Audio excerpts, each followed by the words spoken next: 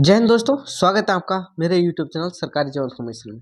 इस वक्त मैं आपके सामने वीडियो लेके आ रहा हूँ और इम्पोर्टेंट वैकेंसी के बारे में डिस्कस करने वाला हूँ। जैसा कि आपको बोर्ड पे दिख रहा होगा दोस्तों, आज मैं करने वाला हूँ आर्मी की तरफ से बीआरओ बॉर्डर रोड ऑर्गेनाइजेशन की तरफ से जो वैकेंसी निकाली गई है अभी 2024 में, उसके बारे में मैं डिस्कस करने वाला हूँ दोस्तों, जिसका आपका ऑफिशियल नोटिफिकेशन आउट हो चुका है और किस चीज़ की कितनी वैकेंसी है वो पूरा डिस्कस मैं इस वीडियो में करने वाला हूं। तो प्लीज़ वीडियो को एंड तक देखिए और अगर वीडियो अच्छी लगे तो लाइक कीजिए, दोस्तों के साथ शेयर कीजिए और चैनल को सब्सक्राइब कीजिए। दोस्तों, आप सब्सक्राइब करते हैं, मेरा मोटिवेशनल बढ़ता है और मैं इससे संबंधित और नई नई वीडियो आपको जॉब से संबंधित लाता रहूँगा। मेरी पहली प्राथमिकता डिफेंस से संबंधित वीडियो लाने की होती है कि आप जल्द ज़्यादा से ज़्यादा वर्दी पहने, बेल्ट की नौकरी करें, ये मैं आप प्राथमिकता देता हूँ दोस्तों। बीआरओ बॉर्डर रोड ऑर्गेनाइजेशन, सबसे पहले थोड़ा सा हम डिस्कस कर लेते हैं कि बीआरओ होता क्या है। बीआरओ जिन बंदों को नहीं पता है उनको मैं बता दूं, ये बीआरओ की ऑफिशियल वेबसाइट है जिस पर लिखा है सीमा सड़क संगठन बॉर्डर रोड ऑर्गेनाइजेशन। यानी बीआरओ का काम होता है, ये मिनिस्ट्री ऑफ डिफेंस के अंडर में आती है, ये भी एक फौज का ही हिस्सा है। ठीक है, ये भी आपका मिनिस्ट्री ऑफ डिफेंस एमओडी के अंडर में आती है दोस्तों, ये भी एक फौज का हिस्सा है। अब कैसे ये जो होता है आपका बॉर्डर इलाके जो होते हैं उनमें जो रोड बनता है आपके, चाहे जम्मू कश्मीर है, चाहे आपका लद्दाख वाला क्षेत्र है, चाहे आपका तिब्बत है, चाहे आपका नेपाल है, चाहे आपका पाकिस्तान बॉर्डर है, जहाँ जहाँ आपका बॉर्डर होता है वहाँ पर जो रोड बनाने का काम होता है, जो सड़क बनाने का काम होता है, वो बीआरओ करता है। बॉर्डर रोड ऑर्गेनाइजेशन का काम होता है वहाँ पर सड़क बनाने का। जब ये एक संगठन है, एक ऑर्गेनाइजेशन है, तो इसके अंदर आपकी वैकेंसी निकलना स्वाभाविक है। इसकी जो वैकेंसी वो आपकी गिरिफ के अंडर में आती हैं, वो गिरिफ का मुख्यालय आपका पुणे में है भर्ती का। ठीक है, गिरिफ के अंडर में आती है, गिरिफ इसकी वैकेंसी लेता है दोस्तों। ये एज ए एमईएस जैसे काम करती है, मिलिट्री के रोड के संबंधित काम करती है बॉर्डर इलाकों में। तो इसमें भी आपको सारी सुविधाएं मिलती हैं, जो सुविधाएं आपको एक आम सैनिक को मिलती है वो सारी सुविधाएं इसके अंदर भी आपको मिलती हैं दोस्तों। चाहे आपका कैंटीन फैसिलिटी हो, चाहे आपकी मेडिकल फैसिलिटी हो, चाहे आपकी और कोई फैसिलिटी हो जो एक आम सैनिक को मिलती है, वो सारी सुविधाएं इसको मिलती है। ये भी आपकी वर्दी पहनने का काम करती है, इसकी भी वर्दी आर्मी जैसी ही वर्दी होती है, वो पहनने का काम करती है दोस्तों। तो ये है आपकी सीमा सड़क संगठन की वैकेंसी। अब थोड़ी सी बात कर लेते हैं इसकी वैकेंसी के बारे में, क्या वैकेंसी, क्या नोटिफिकेशन आया, क्या कुछ है। तो इसका नोटिफिकेशन आ चुका है, उसके बारे में मैं आपको बताने वाला हूँ दोस्तों। आगे चलते हैं। जैसे आप आगे जाएंगे आपको सामने दिख रहा होगा army BRO recruitment 2024 2250 vacancies post check notification out for apply online. ये इसका आपका नोटिफिकेशन आउट हो चुका है आपका 2250 पोस्टों के लिए। 2250 पोस्ट जो आपके आ रहे हैं उसका आ चुका है। उसके अंदर आपके स्टोर कीपर की है, जिसको एसकेटी बोलते हैं, मल्टीटास्किंग वर्कर की है, ड्राइवर, इंजन, ठीक है, आपके ग्रुप सी की भी पोस्ट है, बहुत सारी पोस्ट हैं।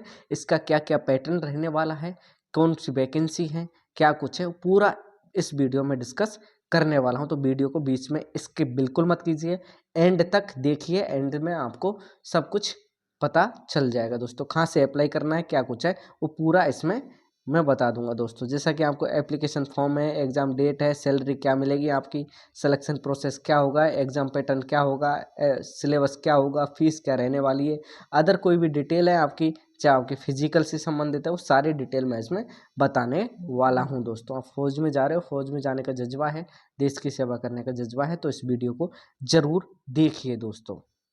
आगे हम बात कर लेते हैं। ये इसका क्या है, लोगो है बीआरओ को, ये लोगो है।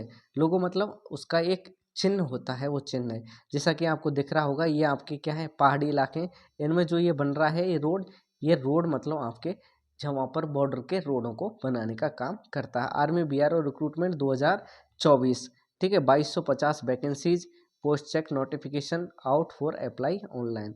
जैसा कि आपको दिख रहा होगा 2024 की 2250 वैकेंसीज का, ठीक है, नोटिफिकेशन आउट और अप्लाई ऑनलाइन। अब आगे और थोड़ा सा हम बात कर लेते हैं। ये इसकी बेसिक वे है, ठीक है, इसकी शॉर्ट इन्फॉर्मेशन मैं आपको दे रहा हूँ, इसमें फुल इन्फॉर्मेशन आपको वीडियो में आगे मिलता जाएगा दोस्तों। ठीक है, पोस्ट का नाम आपका स्टोर कीपर है, एसकेटी जिसको बोलते हैं, मल्टी स्किल्ड वर्कर है, ड्राइवर, इंजन, ठीक है, ग्रुप सी की बहुत सारी पोस्ट हैं। कैटेगरी आपकी गवर्नमेंट जॉब है, बिल्कुल गवर्नमेंट जॉब है आपकी, मिनिस्ट्री ऑफ डिफेंस की एमओडी की जॉब है। तो ये तो आप नकार ही नहीं सकते कि गवर्नमेंट जॉब नहीं है, बिल्कुल गवर्नमेंट जॉब है। ठीक है, बीआरओ को नोटिफिकेशन कब आउट हुआ है आपका? जनवरी में अभी हुआ है, 5 तारीख को इसका नोटिफिकेशन आउट हुआ है जनवरी में। ठीक है, बीआरओ की वैकेंसी कितनी?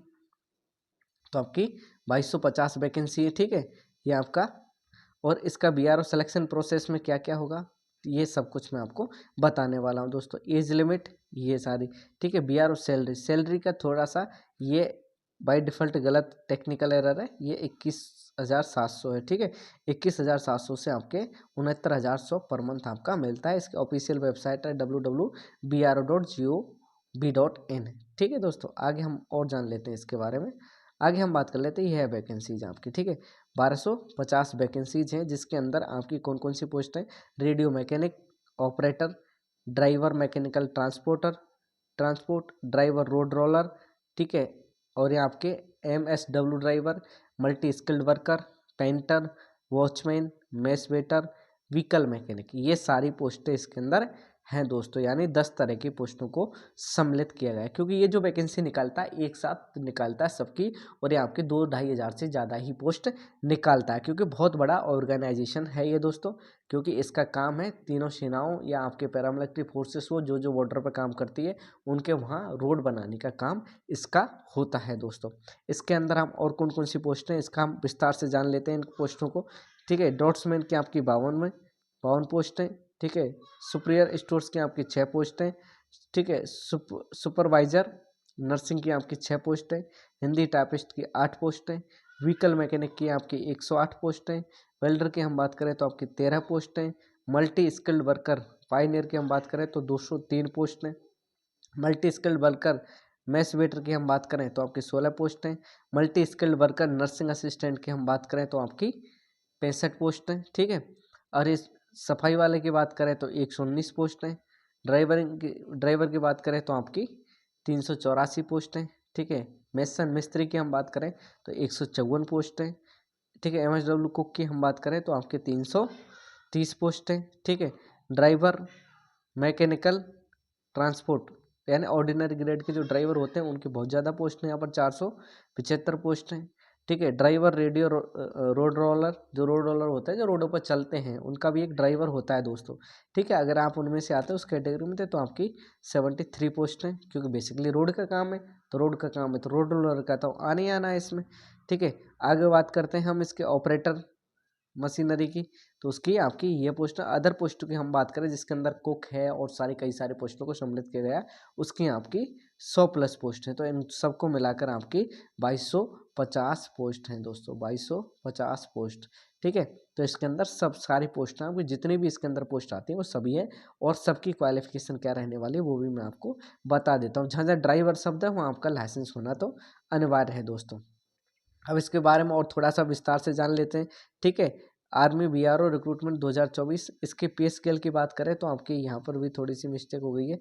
21,700 से लेके आपके 69,100, यानी बेसिक आपका लेवल 3 से स्टार्ट होता है। वैसे भी आर्म सोल्जर जो होते हैं उनका भी लेवल 3 से ही होता है। आप चाहे आपका दिल्ली पुलिस हो, चाहे आपकी SSC GD हो, चाहे आपकी आर्म फोर्सेस हो, आर्मी नेवी एयरफोर्स हो, सब में आपका 21,700 से आपके जो सोल्जर होते हैं उनका सिपाही का तनख्वाह स्टार्ट होता है। तो इसमें भी आपका 21,700 से स्टार्ट होता है। बाकी आपका HRA होता है, DA होता है, TPT होता है, वो सारे अलाउंसेस आपको एक्स्ट्रा से दिए जाते हैं दोस्तों। एप्लीकेशन फ़ीस की हम बात करें क्या है, तो UR जनरल OBC कैंडिडेट कोई एप्लीकेशन फ़ीस नहीं, फ्री एप्लीकेशन इसमें होता है।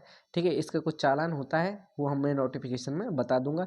SC ST फीमेल कैंडिडेट हैं, ठीक है, उनका कोई फीस नहीं लगता, वो एग्जाम्प्टेड होते हैं, उनका कोई फीस नहीं लिया जाता। ठीक है, अगर कुछ चालान आया बैंक के थ्रू चालान भरम आएगा आपका, इसका ऑनलाइन करना होता है, फिर एक प्रिंट निकलता है, उसके साथ ही आपका बैंक का चालान जमा होता है, वो आपको गिफ्ट सेंटर में भेजना होता है। पूरा प्रोसेस में इसमें बता दूंगा उसका क्या क्या प्रोसेस है।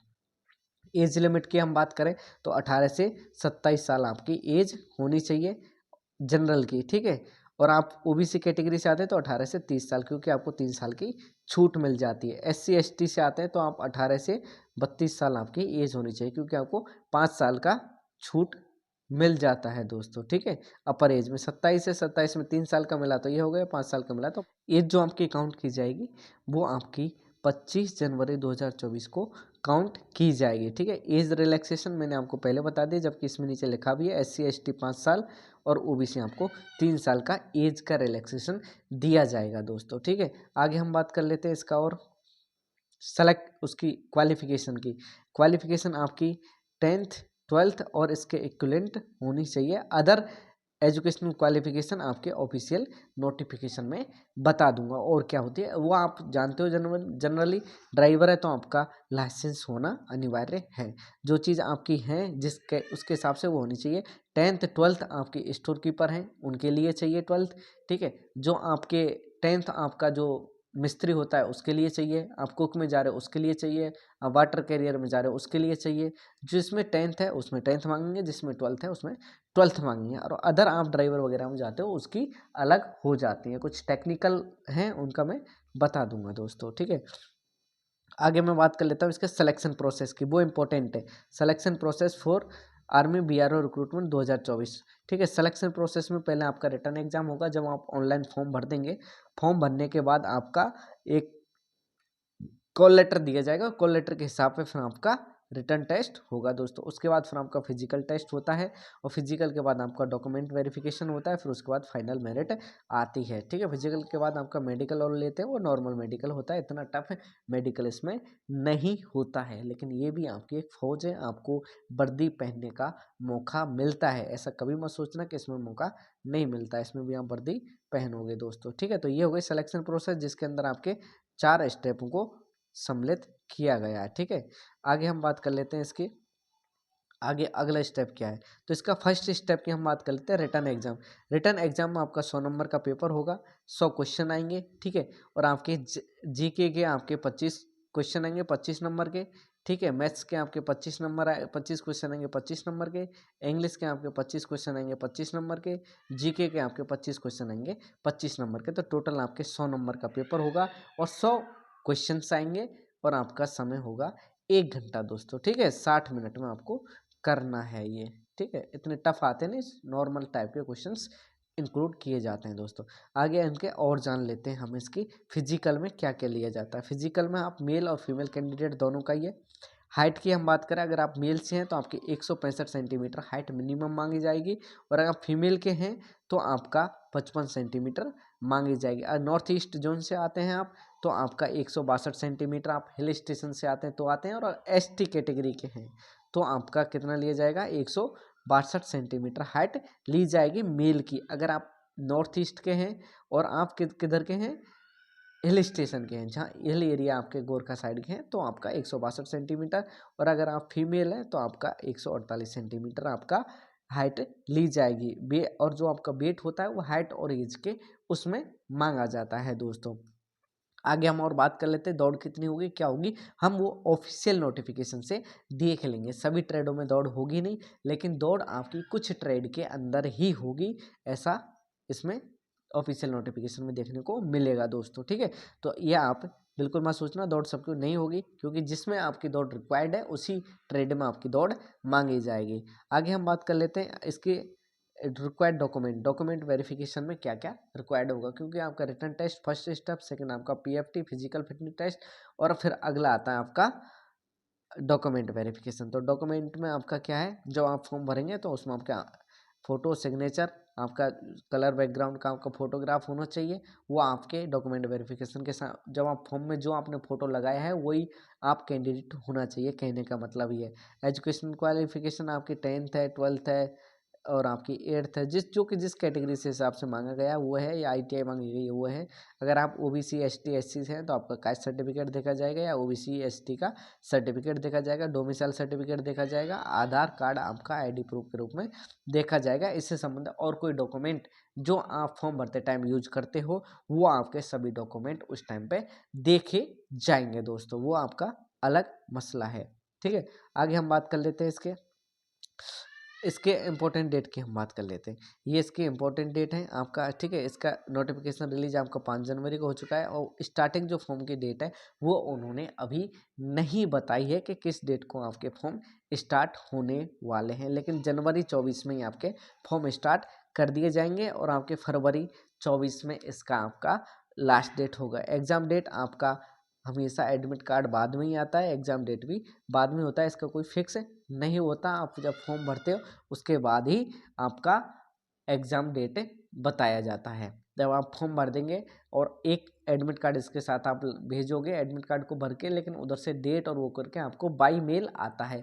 ऑनलाइन आप इसका फॉर्म भरते हो।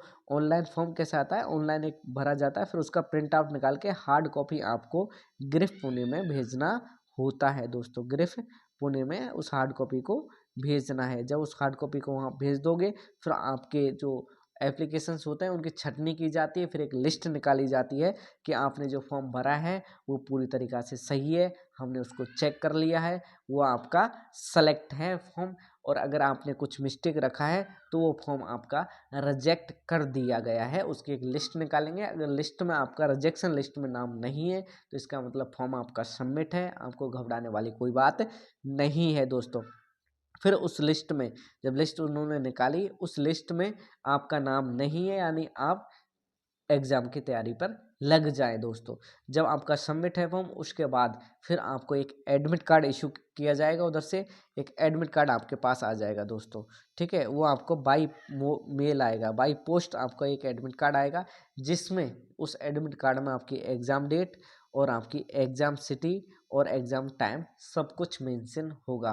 वो एग्ज़ाम टाइम और एग्ज़ाम डेट सब कुछ मेंशन होगा। फिर आपका उसी डेट को उसी टाइम पे उसी पीरियड में आपका एग्ज़ाम लिया जाएगा। एग्ज़ाम का रिजल्ट आपको 20 से 25 दिन के अंदर जारी कर दिया जाएगा। 20 से 25 दिन के बाद आपका एग्ज़ाम हो जाएगा। एग्ज़ाम फिर अगर आप क्वालिफाई कर लेते हैं, एग्ज़ाम क्वालिफाई होने के बाद फिर आपका फिजिकल किया जाएगा। फिजिकल में आपका हाइट मापी जाएगी पहले, जिस ट्रेड में जैसा रिक्वायर्ड है उसके हिसाब से लिया जाएगा दोस्तों। जी, शॉर्ट नोटिस में इतना दिया नहीं, लेकिन डिटेल नोटिफिकेशन आएगा तो उसमें आपको पूरा देखने को मिल जाएगा। फिर वो हो जाएगा। उसके बाद आपका पीएफटी होने के बाद फिर आपका डॉक्यूमेंट वेरिफिकेशन होगा। और मैं आपको बता दूं, अगर आप उस ट्रेड से आते हैं तो आपका ट्रेड टेस्ट भी होगा। ट्रेड टेस्ट भी होगा अगर आप रिलीवेंट ट्रेड से आते हैं। जैसे आप ड्राइवर हैं तो आपका ड्राइविंग टेस्ट होगा। ऐसा नहीं है कि आपके पास लाइसेंस है तो आपका नहीं होगा, सबका ड्राइविंग टेस्ट होगा जो ड्राइवर में अप्लाई किया है। जो मिस्त्री है उसको मिस्त्री से संबंधित काम कराया जाएगा, उसका वो टेस्ट लिया जाएगा। उसके बाद ही ट्रेड टेस्ट क्वालिफाई करने के बाद फिर आपका डॉक्यूमेंट वेरिफिकेशन होगा दोस्तों। क्या होगा? Document verification. आपका डॉक्यूमेंट वेरिफिकेशन होगा।